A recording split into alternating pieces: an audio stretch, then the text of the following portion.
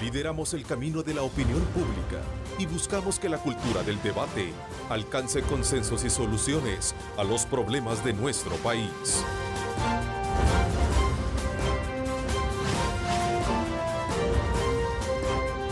Diálogo con Ernesto López.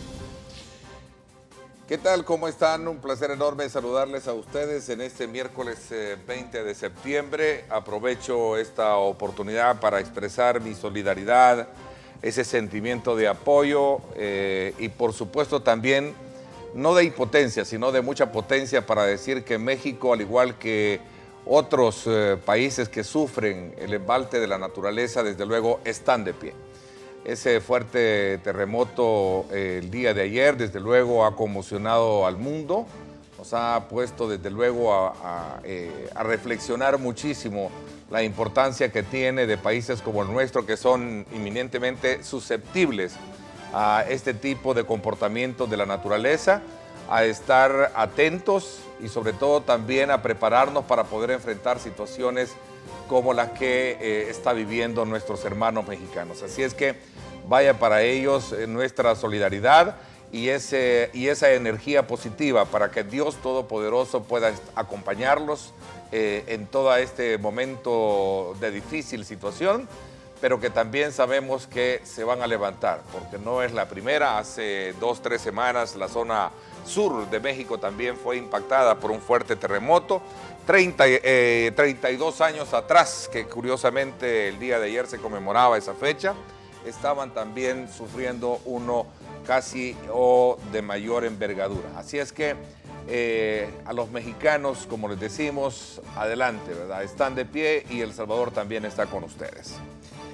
Bueno, para este día hemos invitado, o esta mañana acá me acompaña la Procuradora para la Defensa de los Derechos Humanos, Raquel de Guevara, y el experto en derechos humanos, Juan Carlos Botero, con quienes vamos a hablar sobre el tema de la libertad de expresión en un contexto político y socialmente polarizado, amenazado, como en algún momento se ha dicho y se encuentra nuestro país. Así es que quiero darles la más cordial bienvenida, Procuradora.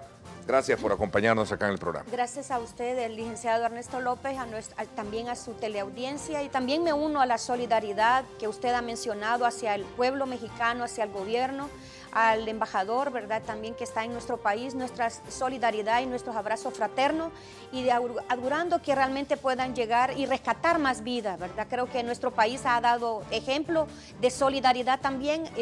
Anoche estaban ya preparativos para 25 personas que estaban rescatistas para contribuir también a estas labores. Va nuestra solidaridad, nuestro abrazo a cada uno de los mexicanos, ¿verdad?, y al pueblo mexicano también. Quiero aprovechar también saludar al doctor Juan Carlos Botero de Colombia. Él es abogado, experto en temas de derechos humanos y también un conocedor de la materia que nos acompaña ahora. Gracias por estar con nosotros, Juan Carlos. Bienvenido. Muy buenos días, muchas gracias, Ernesto. Igualmente un saludo de solidaridad con el pueblo mexicano, con los colegas mexicanos, defensores de derechos humanos y periodistas con los que he venido trabajando durante los 3 últimos años en el montaje del mecanismo de protección mexicano. Igualmente a la Secretaría de Gobernación, que hace ingentes esfuerzos por la garantía y el respeto de los derechos humanos. Bueno, para esta semana se tiene previsto, por cierto, Procuradora, rendir un informe de cuentas sobre las acciones institucionales desarrolladas y con énfasis en su nueva visión de trabajo. Entiendo que para el día de mañana, ¿no? Sí, mañana. Sí, mañana tienen la rendición de cuentas. No cabe duda que el país ahora, refiriéndonos ya y particularmente el tema principal, no cabe duda que nuestro país ha entrado en una situación muy compleja, si la observamos detenidamente en materia política electoral como también en materia de violencia. Y es aquí precisamente donde ustedes como Procuraduría han tenido a bien jugar un papel muy ponderante en la promoción del respeto a los derechos humanos, pero también en la fijación de posturas contundentes que seguramente son aprobadas por unos y también desaprobadas por otros. En este contexto hemos querido tenerlos a ustedes para que desarrollemos, desde luego, una temática que tiene que ver con una actividad de poder preparar mecanismos de protección a la labor periodística. Así es que qué bueno tenerlos acá para poderlo analizar desde esa perspectiva. Quiero aprovechar también a nuestros televidentes, invitarlos a que participen, @diálogo21, @Neto López Radio. Son las dos cuentas en Twitter que están disponibles para que usted converse con nosotros, con nuestros invitados, interactúe con ellos y pueda formular sus comentarios y preguntas. Así es que en este contexto, el día de ayer, por cierto, se llevó a cabo una capacitación para el personal de la Procuraduría. Este día se tiene con directores de medios. ¿Con qué propósito la Procuraduría desarrolla este foro, este taller sobre derecho a la libertad de expresión y protección a periodistas? Bueno, sí, gracias. Bueno, sí, hemos empezado una serie de procesos de formación para nuestro personal y queremos potenciar y traer también a la luz el tema y el derecho, como lo es el del derecho a la libertad de expresión, que va más allá del derecho a la información que los ciudadanos y ciudadanas tenemos, ¿verdad? Y creemos que es importante que la población, bueno, traer a la luz este tema para desarrollar el derecho a la libertad de expresión y también conformar entre los mismos periodistas, tanto directores de medios, que vamos a tener esta mañana una reunión y con nuestro invitado especial, el doctor Botero, precisamente para conocer cómo se maneja en nuestro país y más bien cómo podemos desarrollar y seguir profesionalizando el tema del ejercicio del periodismo en nuestro país. Bueno, conozco muy de cerca cómo surgieron los telenoticieros en nuestro país, ¿verdad? Hace varias décadas, y creo que ha sido realmente importante el ejercicio de la libertad de expresión como un derecho, y también queremos, sobre todo por casos muy tristes que hemos tenido de asesinatos de periodistas que hemos tenido también en nuestro país, ¿verdad? Claro. Conocemos el caso en Radio Victoria que fue promulgado, ¿verdad? Nosotros conocimos de cerca, decretamos medidas cautelares en aquella oportunidad. Que para algunos sectores no está todavía bien, digamos, aclarado ese tema, ¿no? Sí. Han habido procesos, pero ha quedado prácticamente para los familiares como un hecho más de impunidad en el país. Sí, yo creo que por eso es que también, como ya se suscitó este hecho allá en Sensuntepec, en Cabañas, otro caso también en Tacuba, ¿verdad? También lamentable también hecho con el periodista francés, ¿verdad? Que estuvo acá desarrollando Equifunción. Pero creemos nosotros que la importancia en esto es la prevención de violaciones a derechos humanos. El ejercicio del periodismo, ¿verdad? Con los límites que también tiene la libertad de expresión, pero también de poder articular un mecanismo de protección para los periodistas, sobre todo el periodista operativo, ¿verdad? Que hace incluso su labor investigativa. Al inicio del año, muchos de los periodistas se nos acercaron a nuestra institución precisamente buscando el apoyo, y casos concretos que también como Institución Nacional de Derechos Humanos hemos conocido de amenazas y de diferentes problemáticas sensibles para los periodistas, y que esto podría ser atentatorio a su integridad física y también a su vida. Entonces queremos traer estos procesos de reflexión y también construir colectivamente con los mismos periodistas. Por eso queremos hacer esta reunión esta mañana con los directores de medios, que dicho sea de paso, quiero reiterar la invitación, ¿verdad?, que hemos hecho para construir y analizar y hacer un poco de análisis sobre este derecho, y además qué más podemos hacer.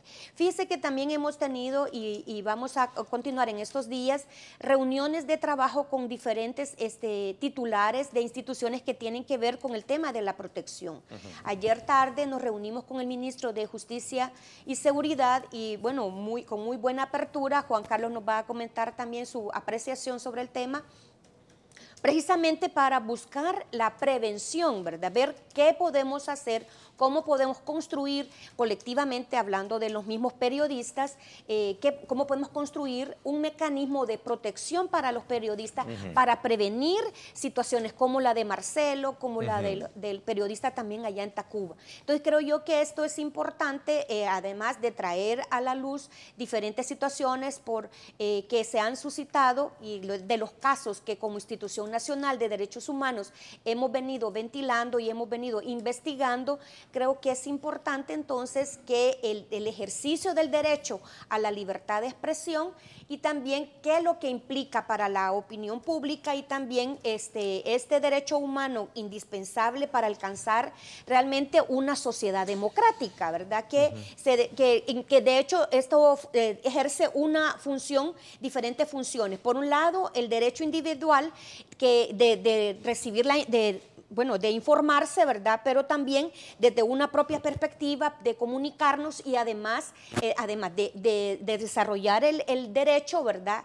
De informarnos y de ahí expresar nuestra opinión, que tiene que ver con esto de la libertad de expresión. Pero también hay una relación estructural esencial también con la democracia, el tema de divulgar y de hacer valer, ¿verdad? A eso vamos a tener que llegar sin duda alguna después de analizar estos aspectos puntuales que son piezas fundamentales dentro de una estructura democrática. Es correcto. Yo creo que al final vamos a tener que llegar a hablar, por eso yo planteaba al principio que el país ha entrado en una situación muy compleja si la observamos detenidamente en materia política electoral. Correcto. Y parte de esa estructura está sustentada en el poder político. Exactamente, ¿no? sí, porque el tercer elemento, y es la misma libertad de expresión, ¿verdad? Como un derecho humano, es una herramienta clave para el ejercicio de los demás derechos. Y por eso tiene relación exactamente lo que usted dice con el derecho al ejercicio, al sufragio, claro, el derecho incluso a ocupar un cargo público. Y bueno, y en nuestro país estamos a las puertas de un proceso electoral que ya vemos que la campaña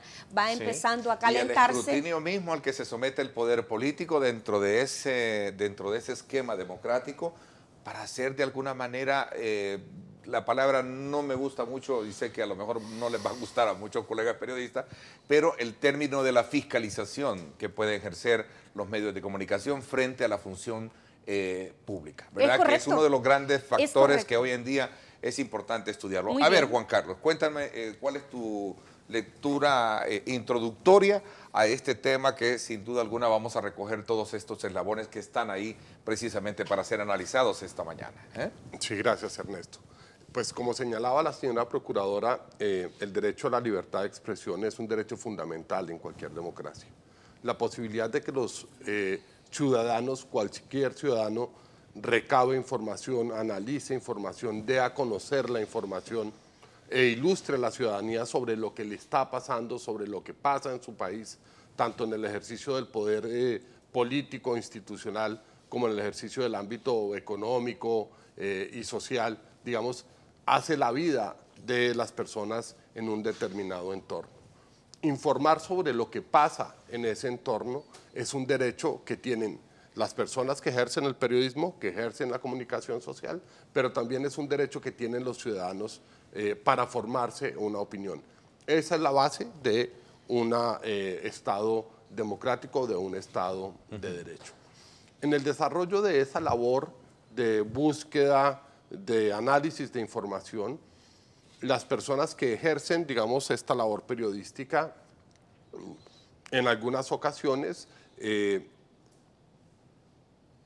ponen en conocimiento de la ciudadanía situaciones que están por fuera del marco constitucional, están por fuera del marco legal, afectan intereses a veces legítimos, a veces ilegítimos, y en esa afectación de los intereses, en algunas ocasiones, lamentablemente, los defensores, los periodistas ven afectada la libertad de expresión. La ven afectada porque esos grupos o esas personas que, digamos, ven tocados sus intereses, o bien los intimidan, o bien los amenazan, o a veces desarrollan actos para vulnerar sus derechos a la vida, a la integridad, a la libertad, a la seguridad. Está ahí, ese es el sentido de los programas de protección que existen en Colombia, existen en México. Hay recientemente un programa de protección en Honduras que busca garantizar el libre ejercicio de la libertad de expresión por parte de periodistas, comunicadores sociales, como un derecho fundamental dentro de una democracia. A ver, ¿y qué tan funcionable es, bajo esa lógica y experiencia que tú tienes de andar formando y capacitando y promocionando este tema, como tú bien lo dijiste en tu parte introductoria con México y otros países. ¿Qué tan funcionables o efectivos son estos mecanismos de protección a la hora de ser evaluados, Juan Carlos? Pues digamos, si tomáramos datos... Honduras, porque Honduras tiene una racha de violencia que ha impactado también, al igual que en México. Bueno, Colombia, tu país, ha sido seriamente impactado, ¿verdad?, por este irracional ataque a la prensa, ¿no? Sí. Pero ¿qué es lo que ha fallado ahí? ¿Qué es lo que en algún momento podemos decir hay experiencias positivas que podemos aprovecharlas acá? Sí. ¿Qué dicen los datos duros? Los datos duros dicen que en Colombia de aproximadamente 10.000 personas que son protegidas, entre ellos periodistas, defensores de derechos humanos, sindicalistas, bueno, otro tipo de poblaciones, personas vinculadas al mecanismo de protección colombiano, digamos, han fallecido aproximadamente 11 personas. Entonces, de 10.000 personas protegidas, 11 personas fallecidas, digamos, la tasa de efectividad de garantía del derecho a la vida es bastante alta.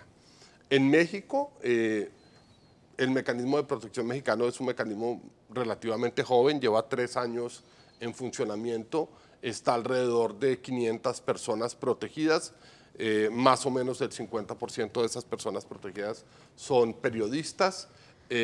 Infortunadamente, en los últimos meses, como ustedes deben saber, han ocurrido aproximadamente unas 10 muertes de personas periodistas. Tan solo una de ellas estaba vinculada al programa de protección. En ese sentido, digamos, el mecanismo de protección mexicano también ha posibilitado la salvaguarda de los derechos de quienes han sido acogidos al mecanismo. Ahora bien, un mecanismo es un instrumento de política pública que tiene el Estado, pero no puede ser el único instrumento de política pública. Digamos, como lo señalaba la señora procuradora, no solo basta con proteger, es necesario prevenir, es necesario ir a las causas que subyacen en el fenómeno de afectación de los derechos del periodista. Y en cada país en particular, digamos, las causas pueden ser diferentes.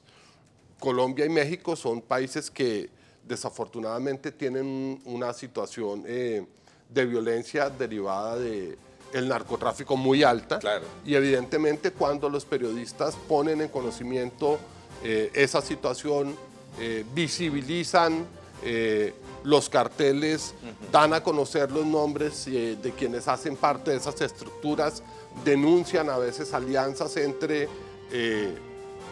estos carteles y algunos funcionarios que se separan del mandato constitucional y legal, pues evidentemente viene la intencionalidad de causar daño a estas personas y lamentablemente en algunos casos pues han muerto. Bueno, me están pidiendo hacer la primera pausa comercial.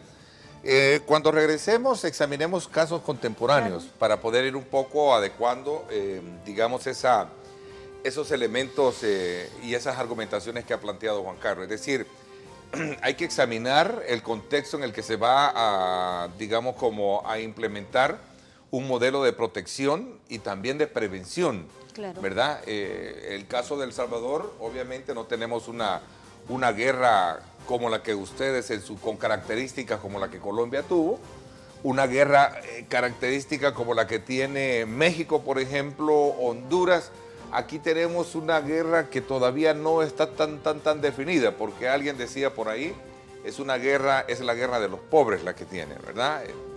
No sé, habríamos que examinarlo, claro, y quizás adentrarnos sociológicamente a estudiar esos términos. Pero bueno, lo importante es saber que existe un énfasis como el que está haciendo la Procuraduría para poder establecer mejores marcos de protección a la libertad de expresión y sobre todo también a los que ejercemos este lindo oficio, ¿verdad? Claro. Como lo dijo su coterráneo Gabriel García Márquez, ¿verdad?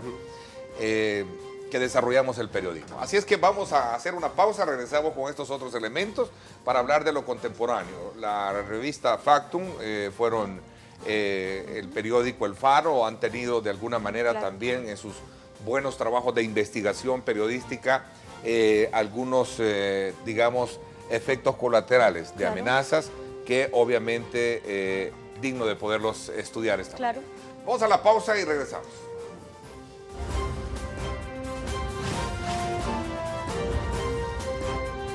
Diálogo con Ernesto López. Estás viendo Diálogo con Ernesto López.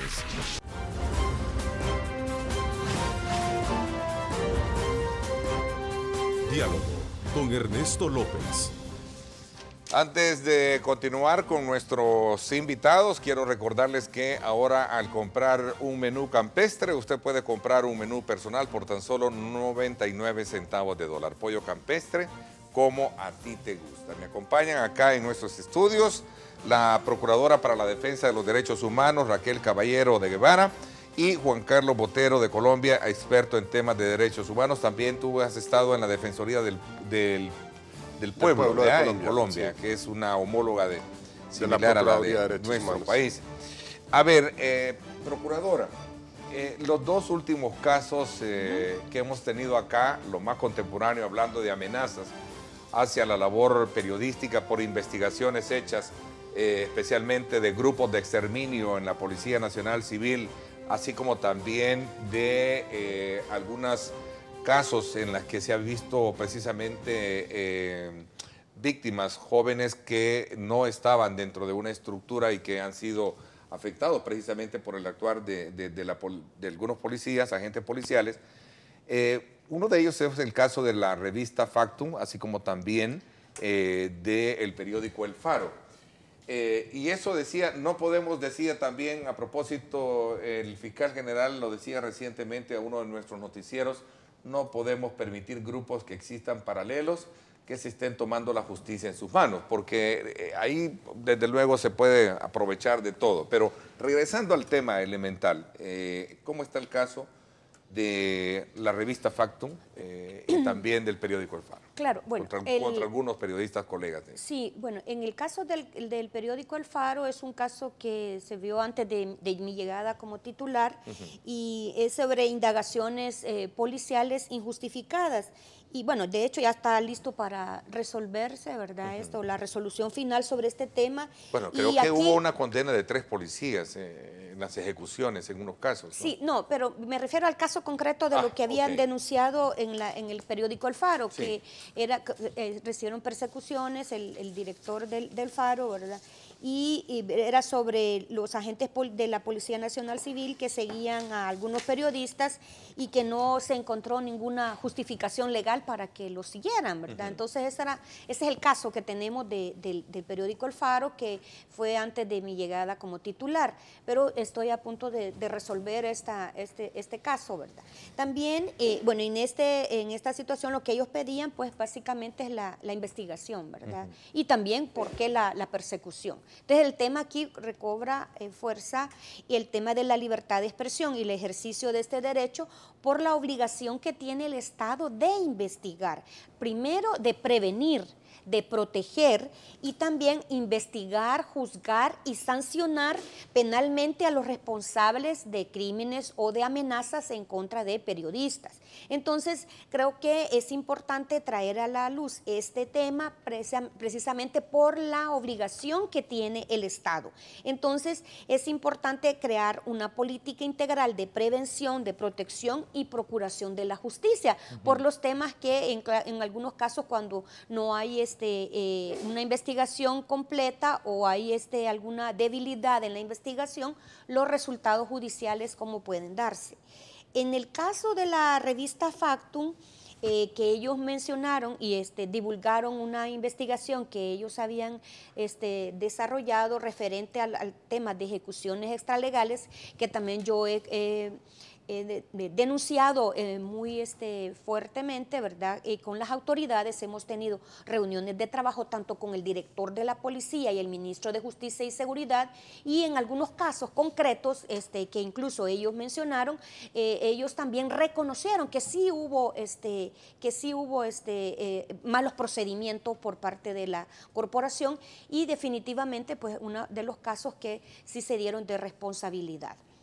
Entonces, en el caso concreto de la revista Factum, ellos se abocaron a nosotros y yo decreté una medida cautelar precisamente porque se sintieron ellos amedrentados, amenazados en su integridad física, ¿verdad? Yo recibí una respuesta estatal realmente inmediata. Bueno, de hecho, con esto de la tecnología y los WhatsApp y todo eso, le envié la medida cautelar, incluso para hacerlo mucho más ágil, se lo mandé directamente al director de la policía, hablé primero con él y él pues lo recibió y le dio trámite, ¿verdad?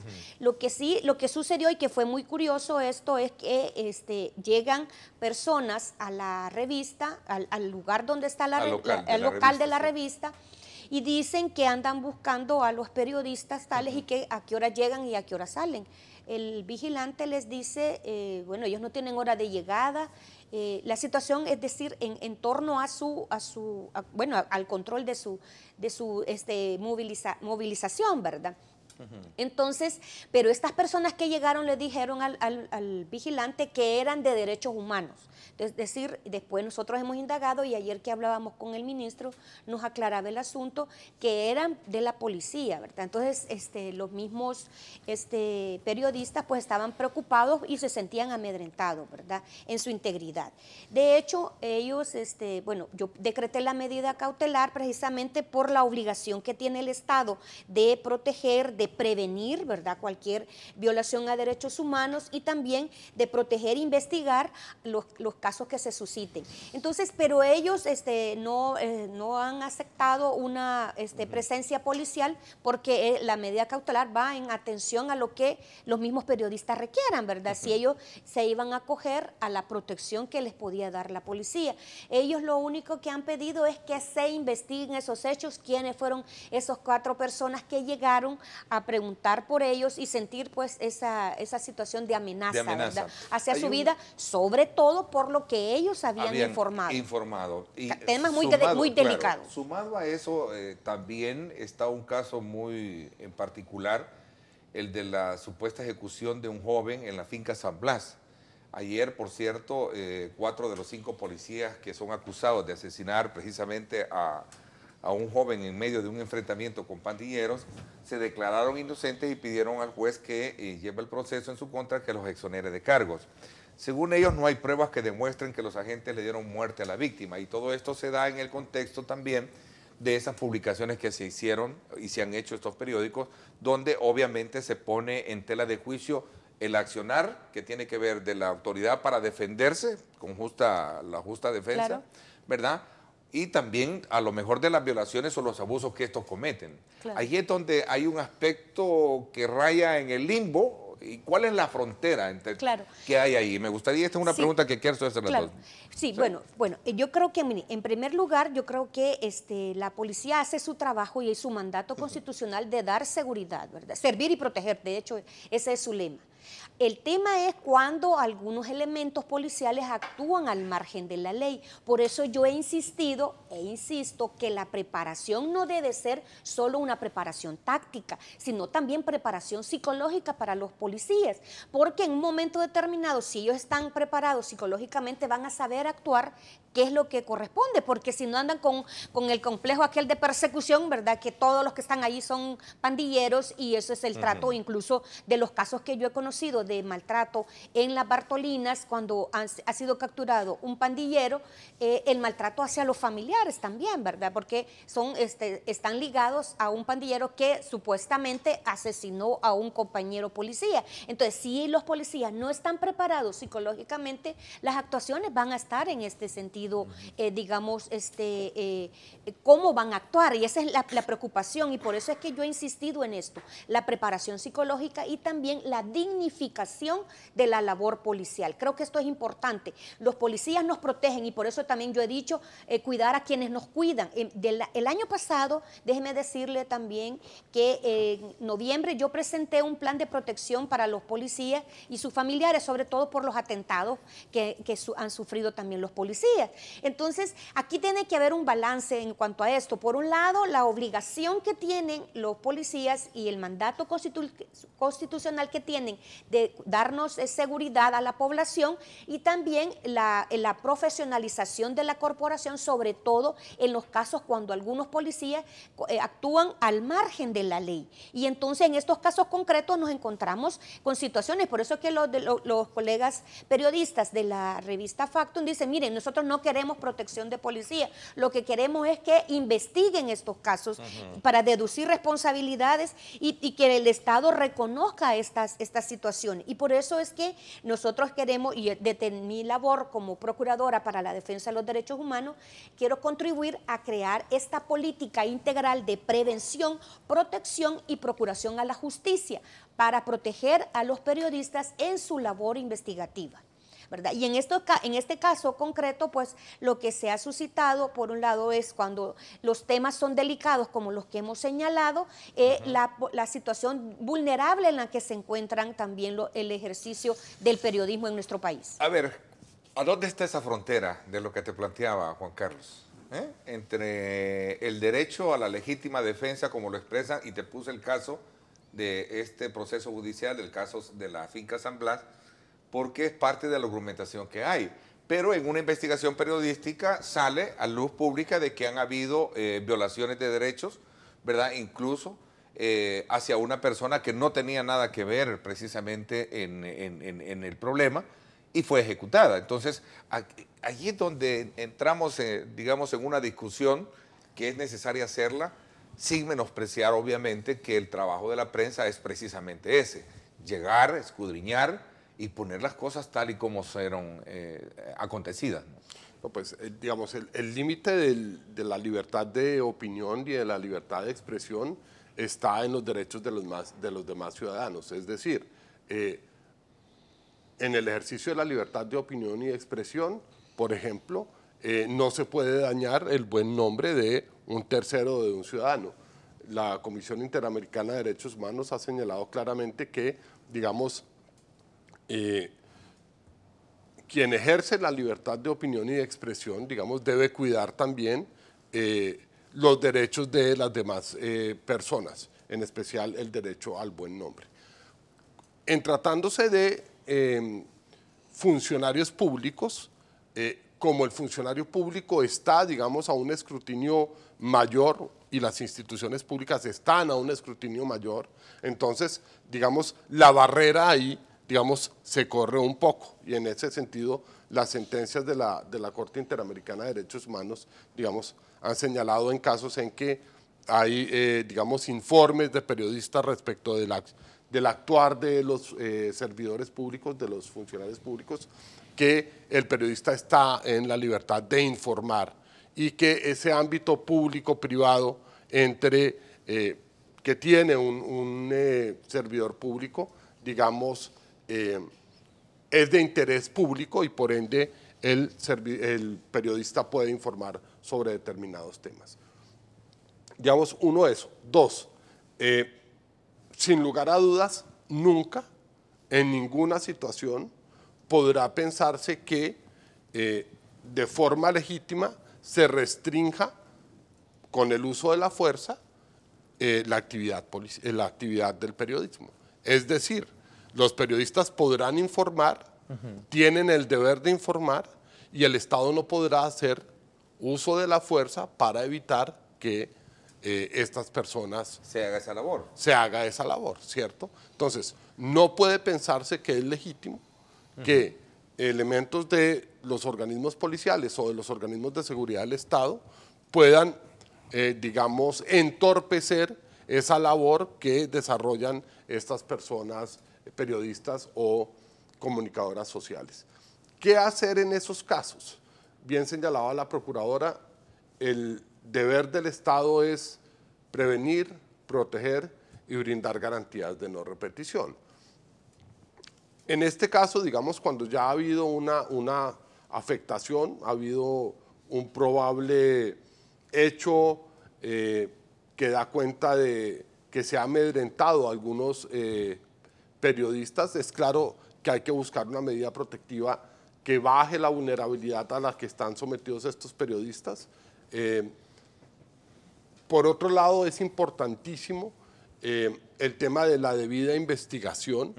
En Colombia nos hemos visto abocados a que el mecanismo de protección colombiano crezca de forma exponencial casi, porque las investigaciones sobre las amenazas o sobre las violaciones nunca llegan a feliz término. Claro, por supuesto, y es precisamente el ejemplo que se estoy poniendo. Ahí está, colegas del periódico El Diario de Hoy destacan este caso de un juicio que llega hasta este momento, donde al final, pues, ¿a quién darle la razón? Ellos dicen ser inocentes, pero hay una investigación periodística también. Claro, pero digamos, en términos de seguridad de los periodistas, la pregunta es la siguiente.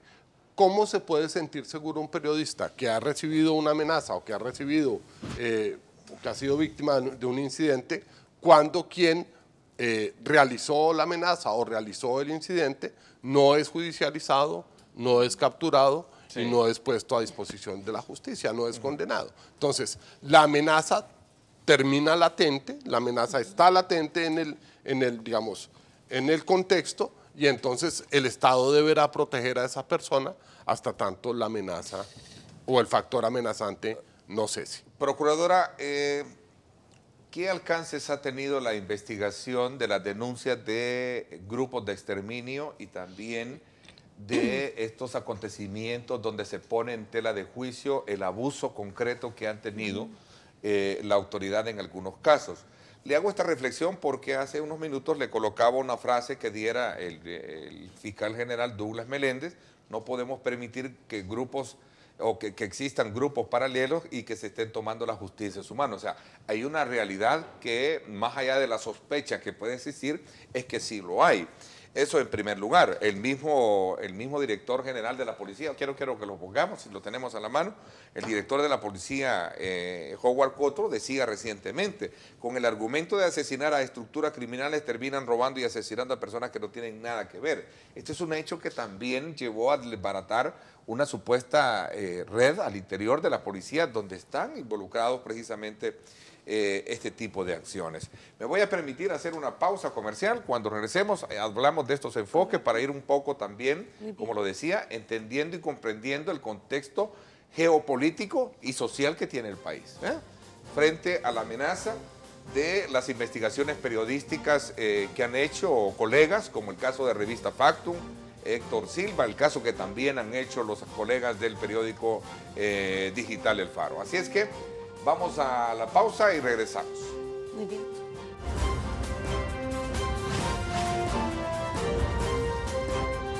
Diálogo con Ernesto López. Estás viendo Diálogo con Ernesto López.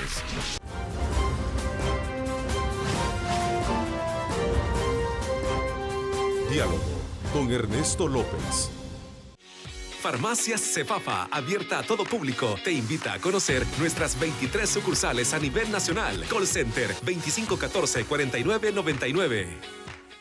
Bueno, quiero recordarles que Farmacias Cefafa están abiertas a todo el público con 23 sucursales a nivel nacional. Por cierto, hay servicio también a domicilio en San Salvador, San Miguel Centro y Chalatenango. Farmacias Cefafa abierta las 24 horas del día. Bueno.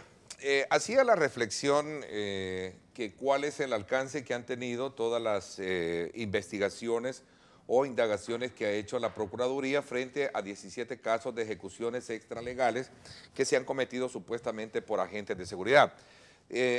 Hago esta, digamos, énfasis en estos casos en particular, qué alcances han tenido, porque gran parte de ellos han sido producto de esas investigaciones periodísticas que a partir de agosto, como por cierto los colegas del periódico El Faro y Revista Factum, dos medios noticiosos digitales que se especializan en periodismo investigativo, comenzaron desde luego a recibir ya amenazas producto de todas estas publicaciones que estaban haciendo, ¿no? Bueno, realmente hemos venido dando informes y también casos concretos sobre las situaciones que se constituyen en violaciones a derechos humanos.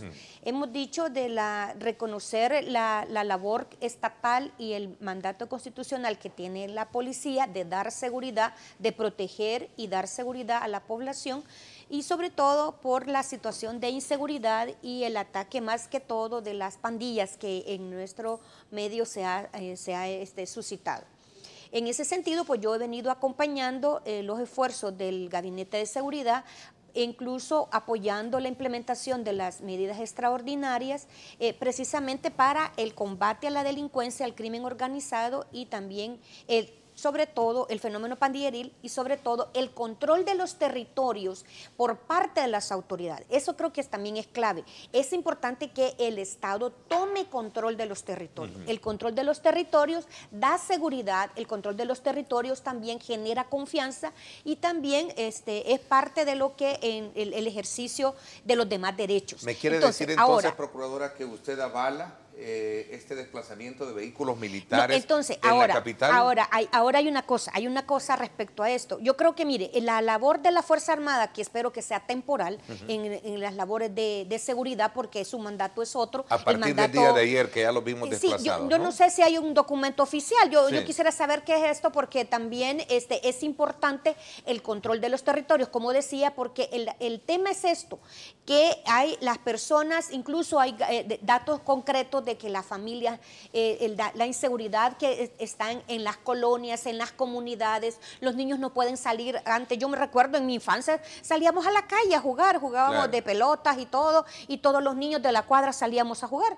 Ahora no podemos ver eso en las colonias por la misma situación de control de los territorios que tienen las pandillas. Por eso es importante que el Estado tome el control. Ahora bien, una cosa es la labor de seguridad y el mandato constitucional que tienen las autoridades respecto a esto, la policía, ¿verdad? Y que espero que la labor de la Fuerza Armada sea temporal en apoyo a las labores de seguridad que tiene la policía.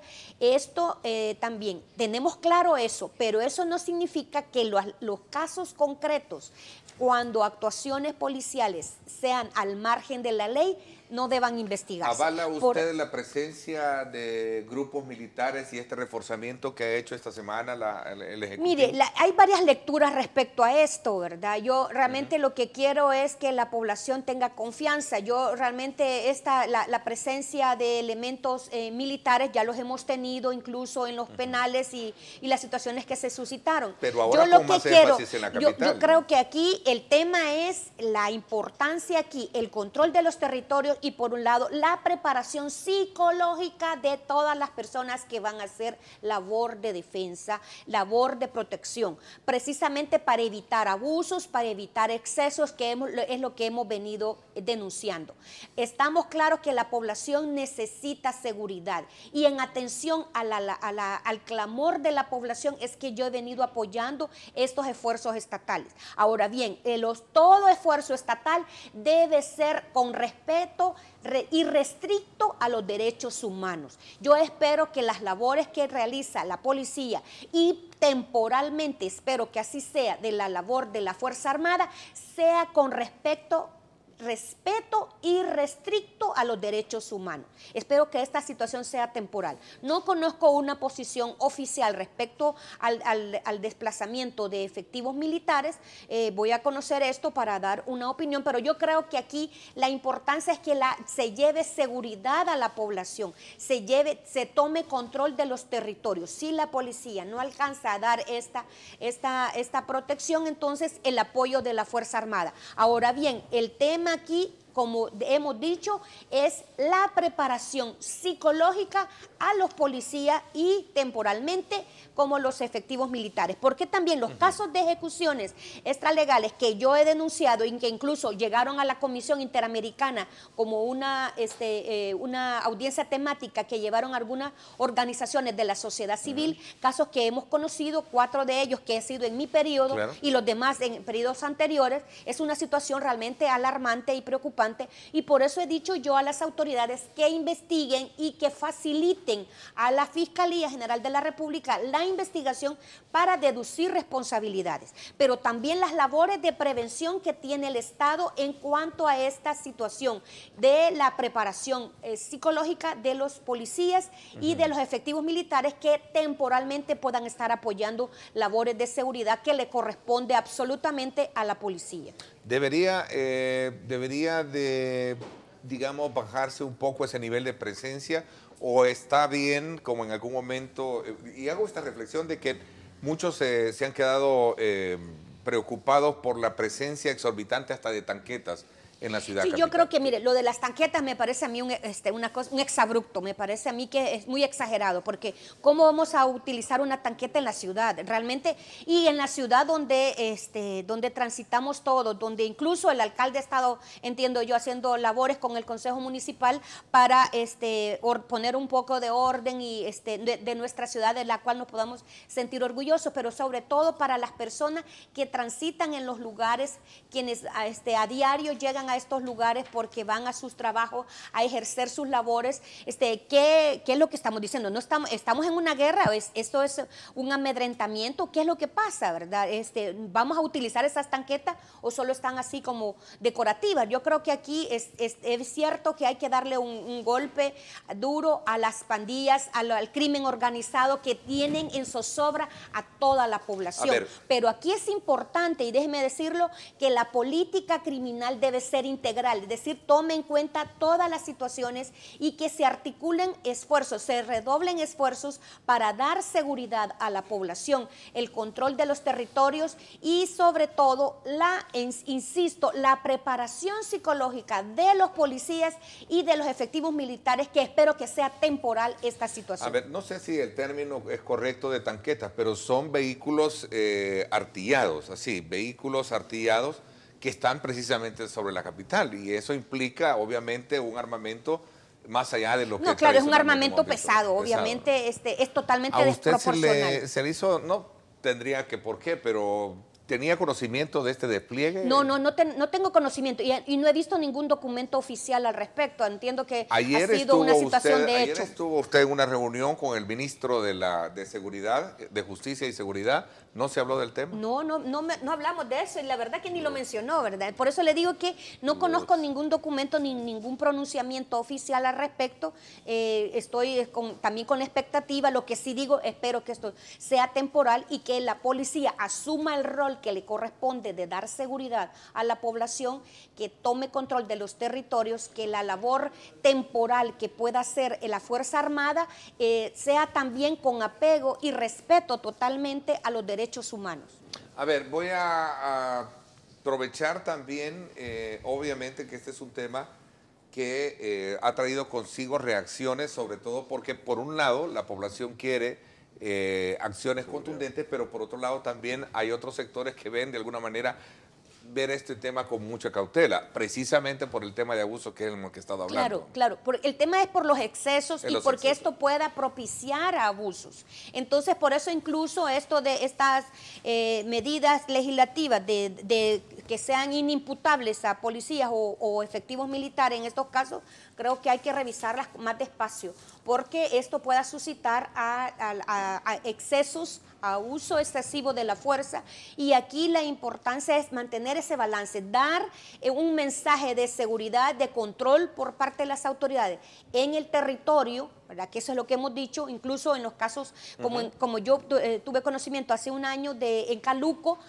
personas que habían sido desplazadas de ese lugar por la misma inseguridad, y las personas estaban dispuestas a regresar a su lugar si había presencia policial.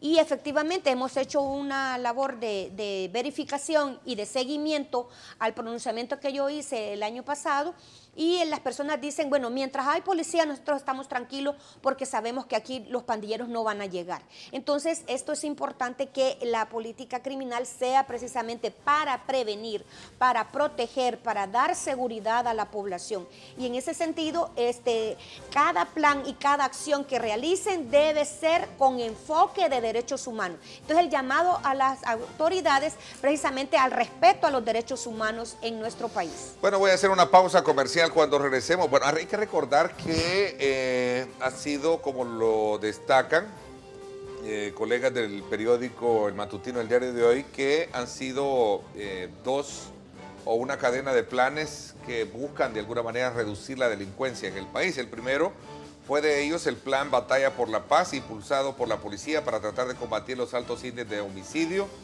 Esto fue en el 2009. Luego viene el 2012 el plan de protección al transporte colectivo.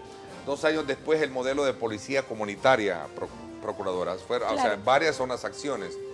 Es interesante ponerlo en perspectiva y ver en algún momento una evaluación sobre si esto ha sido efectivo o no ha sido efectivo. Pero bueno, vamos a seguir con nuestro tema, Juan Carlos. Cuando regresemos me voy a una pausa comercial. Gracias por estar con nosotros. Farmacias Cefafa, abierta a todo público, te invita a conocer nuestras 23 sucursales a nivel nacional. Call Center 2514-4999.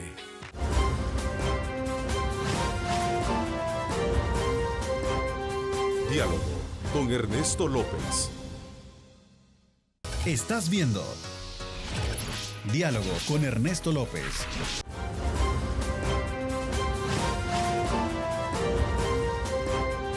Diálogo con Ernesto López. El Megadrón es gracias al patrocinio de Remesas del Sistema Fedecrédito. Bueno, vámonos entonces, ahí está, con esta imagen del Megadrón, detenido el tráfico que va hacia Los Chorros debido a un derrumbe a un segundo derrumbe que se ha generado. El fin de semana tuvimos uno, consecuencia de las torrenciales lluvias que han afectado parte de ese trayecto, así como también lo que hoy en las últimas horas hemos tenido. Esta es una imagen que nos pone en perspectiva de cuál es la situación de tráfico que conecta entre el sector de Las Delicias y el cierre que hace. Vamos a aprovechar a hacer un giro, vamos a pedirle a nuestro Megadrón hacer un giro hacia lo que sería el sector de la Monseñor Romero, para que nos muestre en imagen cuál es el comportamiento vehicular en esta importante zona que conecta San Salvador con la parte occidental. Ahí está, ese es el buen, digamos, tino para poder encontrar de que subiendo San Salvador pues no hay ningún problema, es decir, Los Chorros, subiendo Los Chorros hacia San Salvador, Santa Tecla, no hay ningún problema a esta hora. Así es que tome en consideración usted estas imágenes y el desplazamiento de nuestro Megadrón, que vamos a ver si nos puede dar esa imagen de conexión con este paso de desnivel, que es precisamente el sector del Boulevard Monseñor Óscar Arnulfo Romero. Ahí está, sí, ahí está el paso a desnivel que muestra que tenemos pues también bastante tráfico fluido. No hay ningún problema en esa oreja que conecta la calle de Los Chorros hacia lo que sería la Monseñor. Vamos a hacer entonces, a permitir el giro que nos va a dar una perspectiva también de esta zona gracias a nuestro patrocinador. Ahí está.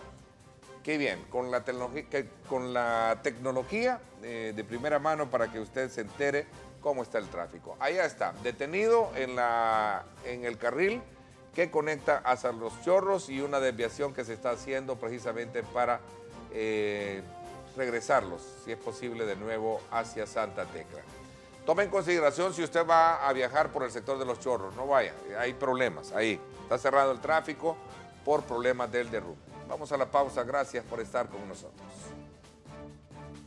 El Megadrón es gracias al patrocinio de Remesas del Sistema Fedecrédito. Gracias al pago puntual de tus impuestos, Soyapango es un municipio en desarrollo. Miguel Arévalo, alcalde. Unidos por un Soyapango mejor. Bueno, gracias nuevamente por estar con nosotros. A ver, Juan Carlos, tú eres especialista en el tema de derechos humanos. Una vez entrando en este análisis que hemos tenido en estos últimos minutos en el corte anterior, ¿cuál es tu lectura del comportamiento sociopolítico que vive el país en esa materia? Pues digamos que la seguridad es también un derecho humano. Las personas tienen derecho a que se les garanticen sus derechos a la vida, la integridad, la libertad, y el derecho a la seguridad juega un papel muy importante ahí. Es un derecho de los ciudadanos, pero también es una obligación de parte del Estado.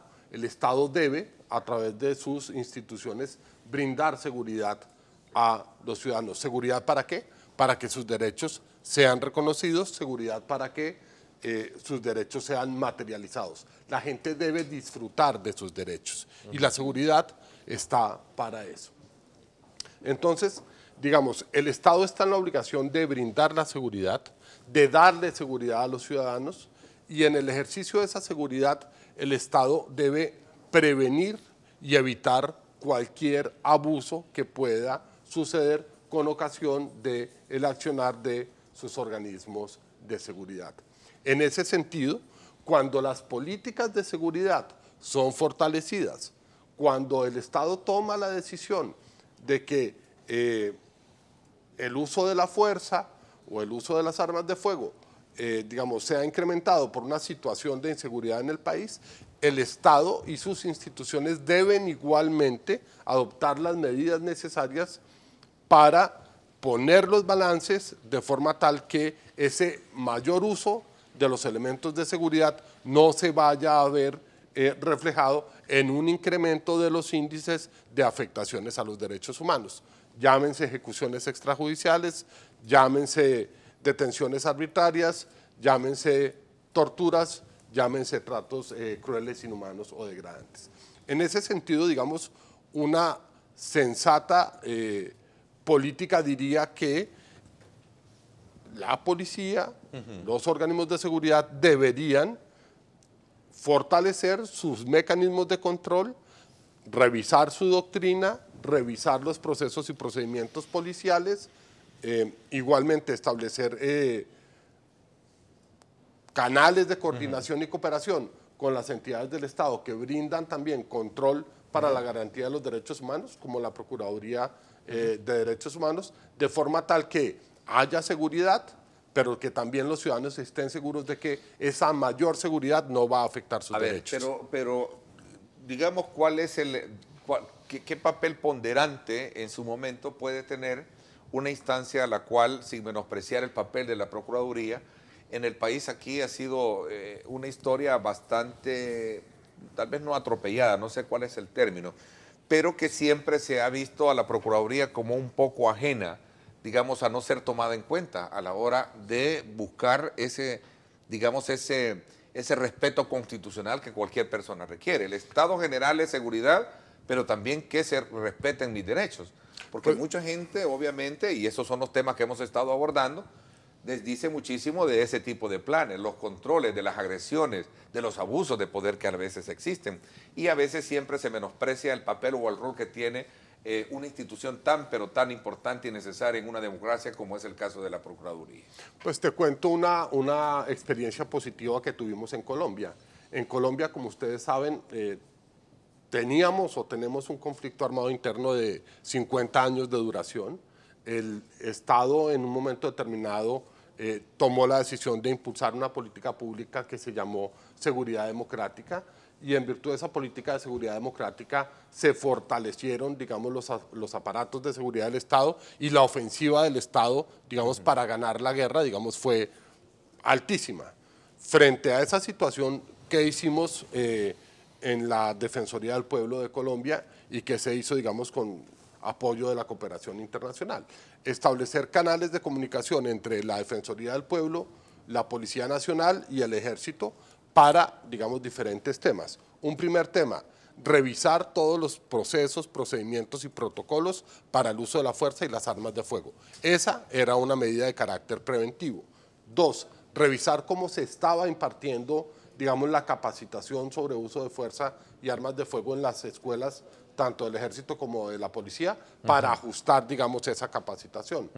Tres, hicimos un trabajo conjunto desde la Defensoría con la Policía, con los inspectores, tanto de la Policía como del Ejército, para revisar aquellas unidades policiales y de Ejército en los que los índices de afectaciones a derechos humanos hubieran subido, para mirar qué estaba pasando y reorientar el accionar, digamos, de la fuerza pública en ese sentido. Entonces, muchas actividades, digamos, diferentes estrategias de carácter preventivo que buscaban disminuir el incremento. Eso fue gracias al papel del Ombudsman. Y eso fue claramente un papel muy importante que cumplió el defensor de derechos humanos. Es esto lo que conversaba anteriormente sobre, digamos, ese papel ponderante de la institución frente a una necesidad que tiene la población, a una obligación que tiene el Estado, pero también bajo la óptica y la mirada de una instancia tan, digamos, importante como es el caso de la Procuraduría.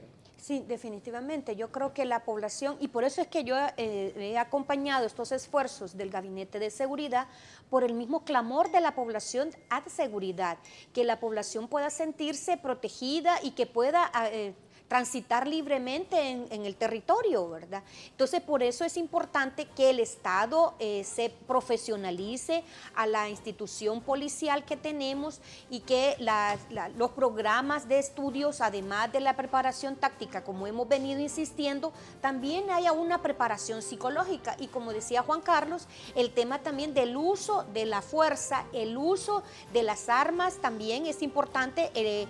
Nosotros nos presentamos en un espacio en Cancillería, nos presentaron el manual del uso de las armas en nuestro país, y yo creo que esto es importante también divulgarlo, y por eso me parecía a mí que elementos o tanques en el centro de El Salvador realmente es una cosa exagerada. Entonces, ¿cuál va a ser el uso de las armas? Y la importancia acá de la preparación psicológica, porque en el momento que el policía está en una actuación policial, en un momento de una captura o algo, va a actuar de una forma profesional.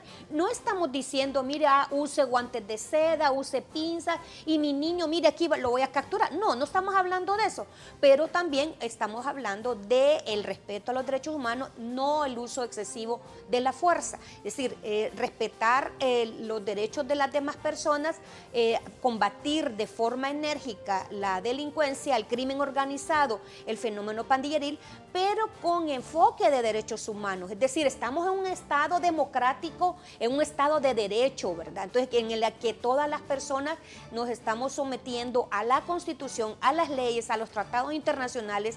Hay estándares internacionales de protección que las instituciones no pueden ignorar, están obligados a conocer y aplicar. Entonces, por eso decimos que se debe profesionalizar y obviamente esta preparación para los efectivos policiales y también en esta labor temporal que está ejerciendo el ejército en apoyo a la policía en las labores de seguridad, obviamente debe ser con ese ámbito, ¿verdad? Con ese enfoque de derechos. Y toda política criminal debe ir enmarcada con el respeto a la Constitución, a los tratados internacionales y a los estándares internacionales de protección de los derechos humanos. Voy a hacer la última pausa comercial. No puedo pasar por alto su presencia acá, Procuradora, para conocer su opinión frente a este conflicto generado precisamente entre el alcalde de San Salvador, Nayib Bukele, y también, en este caso, la concejala Ana Xóchitl Markelly. Así es que a quien ella acusa de haber recibido una agresión verbal de parte del edil. Así es que quiero conocer su opinión, porque es parte también de una gran discusión que se genera hoy en día en el campo político. Claro. Vamos a la pausa, no me cambie, regresamos con este tema. Gracias al pago puntual de tus impuestos, Soyapango es un municipio en desarrollo. Miguel Arévalo, alcalde. Unidos por un Soyapango mejor.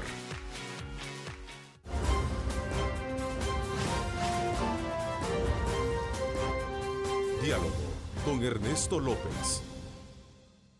El futuro es imaginar, es pensar en grande. Prepárate hoy, estudia en la UFG y amplía tus oportunidades. UFG, tecnología, innovación y calidad. Bueno, gracias nuevamente por estar con nosotros. A ver, Procuradora, ¿cuál es su lectura o posición de la Procuraduría frente a esta supuesta agresión verbal que ha hecho la concejala Ana Xóchitl Markelly contra el alcalde de San Salvador, Nayib Bukele, a quien acusó pues precisamente de varios aspectos, entre ellos de haber sido agredida y también habérsele arrojado una manzana? Sí, bueno, como esto se ha venido manejando en los medios, yo incluso dije que no me iba a prestar a ningún juego mediático alrededor de este tema, porque conocemos que es una figura pública y además un liderazgo que en nuestro país, ¿verdad? Lo que sí yo he dicho muy claramente... A ver, pero es una mujer. Claro, no, pero yo por eso, ahora voy. Por eso he dicho también de que condeno cualquier acción que sea para menoscabar o para que violente los derechos de las mujeres. Cada funcionario, como hemos dicho, y funcionaria, nos debemos al pueblo, nos debemos y debemos respetar la Constitución, las leyes, los tratados internacionales de protección a los derechos de las mujeres. Bueno, de cualquier persona, en particular de las mujeres. Yo creo que, bueno, en términos generales, yo condeno cualquier acción tendiente a menoscabar o a violentar los derechos de las mujeres. En este caso en particular, bueno, está en vías de investigación, ella aduce una violencia en su contra, el edil dice que no ha sido así, él ha presentado sus argumentos, incluso ante la misma opinión pública. Como Institución Nacional de Derechos Humanos también nos ha llegado una denuncia, nosotros le vamos a dar trámite como cualquier otro caso, ¿verdad? No, por eso le hablaba del término del juego mediático, ¿verdad? Porque se trata de una figura pública. Ahora bien, usted no quiere entrar en ese juego mediático. Sí, mire, lo que pasa es que, bueno, yo le voy a dar trámite, ¿verdad? Ya la señora también ha presentado una denuncia en nuestra institución y le vamos a dar trámite como cualquier otro caso, el acompañamiento si ella lo requiere también, ¿verdad? Y en cualquier caso, si fue una situación aislada o si es alguna situación muy concreta, yo estoy por pedirle ese informe al alcalde, ¿verdad? Para que él también ejerza su derecho de defensa, ¿verdad? En estos términos, y si es necesario una disculpa, si esto ocurrió, una disculpa pública, pues bueno, hay que hacerlo, ¿no? Pero más allá de esto, yo creo que es importante, porque estamos a las puertas de un proceso electoral, es importante las no agresiones entre candidatos. Hemos dicho, desde el inicio del año yo convoqué a los diferentes representantes de todos los partidos políticos y uno de los temas, hablamos 5 temas, uno de los temas fue la no agresión. De hecho, estamos promoviendo con el Tribunal Supremo Electoral el pacto de no agresión entre los partidos políticos y sobre todo también la no agresión hacia las mujeres. Creo que esto es importante que se identifique, que se reconozca y que se erradiquen cualquier forma de violencia y de discriminación en contra de las mujeres. Entonces, yo creo que esto va más allá. Incluso si hay diferencias entre este líder en nuestro país y el partido al que él ha acogido, pues yo creo que tienen que resolverla ellos de una forma seria, ¿verdad? Y resolver la situación, si sigue o no en su partido y él si quiere o no seguir en su partido. El tema, por eso es que yo me quería mantener al margen mediático del problema, porque no es un simple manzanazo como se conoció, sino que esto va mucho más allá, ¿verdad? Yo creo que él como cualquier figura pública y como cualquier funcionario está obligado a respetar a todas las personas y particularmente a las mujeres. Entonces el llamado a todos los funcionarios y funcionarias a respetar, ¿verdad?, los derechos de las personas, a respetar los derechos de las mujeres, y como hemos dicho, yo en el pasado también hice una campaña a favor de los derechos de las mujeres. Como toda mujer tiene derecho a una vida sin discriminación ni violencia. Si hay alguna situación que deba corregirse, pues hay que hacerla. Yo creo que esto también es parte de la madurez política que deben tener. Pero más allá de eso, yo creo que esto también es parte de lo que el proceso electoral va a tener. Es decir, el tema de descalificar a candidatos y candidatas, y ese es el temor que tengo y la preocupación. Yo he estado hablando con el presidente del Tribunal Supremo Electoral, que en los próximos días vamos a convocar en este esfuerzo conjunto, ¿verdad? La Procuraduría ha tenido una larga trayectoria y experiencia en esto de convocar a los diferentes partidos políticos para hacer estos pactos de no agresión, es decir, estos pactos de no descalificar al otro. A ninguna persona le interesa la vida privada de los demás. Es cierto que todos los funcionarios debemos ser probos, debemos tener una conducta moral, pero más allá de eso, lo importante es que cada candidato y candidata presente propuestas para resolver los problemas que tiene la población, no tanto el descalificarse unos a otros. Y por eso la importancia de renovar esto y de hacerles estos recordatorios a cada uno de los candidatos, porque la campaña electoral ya pronto, el 4 de octubre, se lanza ya el proceso electoral del 4 de marzo, que el Tribunal Supremo Electoral, como el organismo colegiado de superior jerarquía que lleva el tema electoral, van a hacer la convocatoria a elecciones. Entonces, es importante que refrescar la memoria y también estar consciente que cualquier persona que aspire a un cargo público también debe estar en el marco del respeto a los derechos humanos, el respeto a todas las personas, y eso incluye a la más de la mitad de la población, que son las mujeres. Bueno, Bueno, nuestro colega y amigo Héctor Silva Ábalos nos escribe y dice: Ernesto, ante lo que usted decía, en el caso de Revista Factum, dicte una medida cautelar, respuesta estricta e inmediata.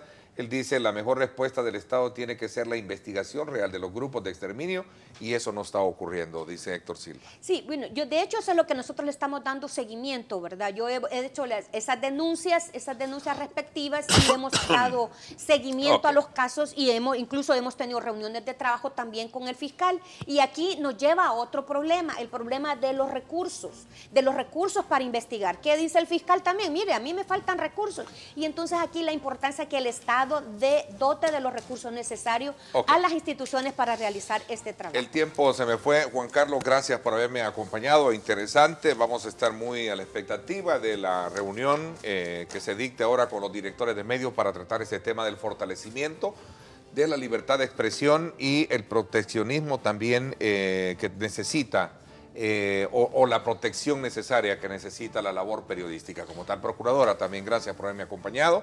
Gracias por haber estado acá en el programa.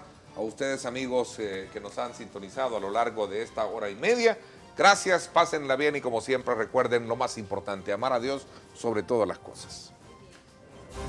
Lideramos el camino de la opinión pública y buscamos que la cultura del debate alcance consensos y soluciones a los problemas de nuestro país.